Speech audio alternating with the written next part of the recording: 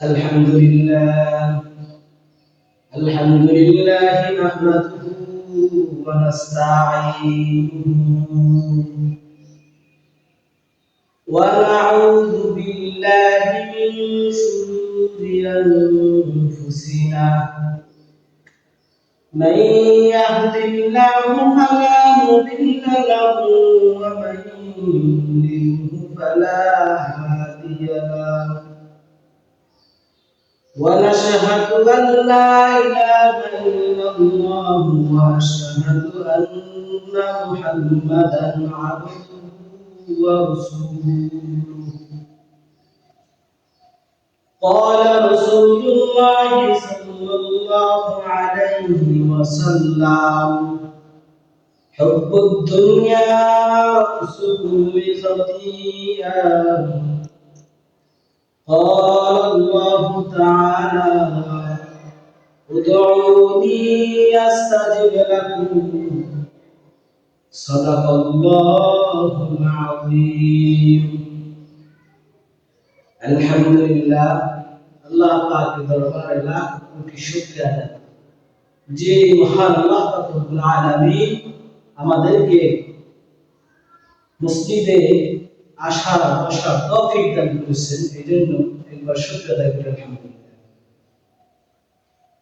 আল্লাহ রব্বুল আলামিন কোরআনে কারীমের ভিতরে বলেন উদউনি আস্তাজিব লাকুম, হে বান্দা তোমরা আমাকে ডাকো আমি তোমাদের ডাকে সাড়া দেব। বান্দা যখন আল্লাহ তাআলাকে আল্লাহ বলে ডাকে আল্লাহ তাআলা বার শতবার বান্দা ডাকে সাড়া দেয়। মদিনার নবী হযরত মুহাম্মদ মুস্তাফা সাল্লাল্লাহু আলাইহি ওয়াসাল্লাম হাদিসের ভিতরে বলেন হুব্বুদ দুনিয়া রাসু কুল্লি খাতিয়া, দুনিয়ার মহব্বত সমস্ত গুনাহের মূল। দুনিয়ার মহব্বত সমস্ত গুনাহের মূল। আল্লাহ পাক রব্বুল আলামিন যাদেরকে পছন্দ করেছে, যাদেরকে ভালোবেসেছে, তারাই এই দিনই পরিবেশে আসতে পারছে। আল্লাহ তাআলা রব্বুল আলামিন নেক আমল বেশি পছন্দ করে। রমাদান এই মাসে বেশি বেশি আমল করা এটা একটা ভাগ্যের ব্যাপার। আল্লাহ তাআলা রব্বুল আলামিন পাঁচ ওয়াক্ত নামাজকে ফরজ করিয়েছে। রমাদান মাসে আমরা সকলেই বেশি বেশি আমল করি। এই জন্য আল্লাহ তাকে যতগুলো নিয়ামত আছে এই নিয়ামত রাজিগুলোর উপর সন্তুষ্ট থাকে। এই নিয়ামতের উসিলায় নিয়ামতের কারণে আমরা আজকে ইবাদত বন্দেগী করতে পারতেছি, অন্যথায় ইবাদত বন্দেগী করা অসম্ভব। অসুস্থ হইলে নামাজ পড়তে পারি না, অসুস্থ হইলে রোজা রাখতে পারি না। যদি সুস্থ থাকি সব সম্ভব। এবং আল্লাহ তাআলার কাছে প্রার্থনা করা, দোয়া করা, আল্লাহ তাআলা সর্বহালত সর্বসময় আল্লাহ তাআলা যেন সুস্থ রেখে তার ইবাদত বন্দেগী করার তৌফিক দান করেন। সুস্থতা একটা নিয়ামত।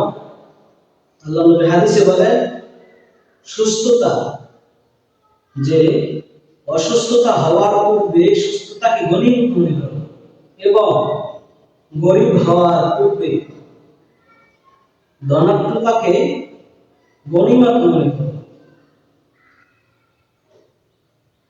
কিন্তু আমরা দেখা যায় আল্লাহ তাআলার নিয়ামত থেকে বঞ্চিত। আল্লাহ তাআলা মানুষকে ভালোবেসে মহাব্বত করে সৃষ্টি করেছে। শুধু কারণ একটাই, শুধু কারণ আল্লাহ তাআলা ইবাদত বন্দেগী করবে। এর উপর কোনো কারণ মাকসাদ নিয়ে আল্লাহ তাআলা সৃষ্টি করেছেন। দুনিয়ার লাইনে দেখা যায় প্রতিটি মানুষের একটি মাকসাদ আছে, যে মাকসাদগুলো বান্দা পূরণ করার জন্য যে কোনো কাজ করে। যে বান্দা কৃষি খেতে কাজ করে, তার একটা মাকাসাদ আছে। তার মাকাসাদটা কি ভাই? তার মাকাসাদটা হলো সে কৃষি কাজ করে ফসল ফলাবে, এই ফসলটা বাজারে বিক্রি করবে, বাজারে বিক্রি করার পর টাকা ইনকাম করবে, এই টাকা দিয়ে সুখে থাকবে, বাড়ি করবে। মাকাসাদ আছে, আল্লাহ তাআলার একটা মাকসাদ আছে। মাকসাদকে আল্লাহ তাআলা পুরো করার জন্য বান্দাকে সৃষ্টি করেছে। আমাদের একটি মাকসাদ, আমরা মাদ্রাসায় পড়ালেখা করি, মাওলানা হাফেজ মাওলানা হই, তারপর আল্লাহকে রাজি খুশি করি, এটুই মাকসাদ। বেশি মাকসাদ না। আমি মনে করি বেশি কথা চাইতে কম কথা ভালো। হ্যাঁ, নসিহত কম করা ভালো।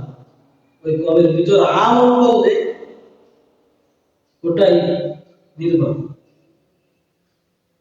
তো আমরা এখন এই রমাদান মাসে বেশি বেশি নেক আমল করব। আল্লাহ তাআলা বলনে ওয়ালা এবং শুননে ওয়ালাকে আমল করার তৌফিক দান করুন। ওয়া আখিরু দাওয়ানা আলহামদুলিল্লাহি রাব্বিল আলামিন।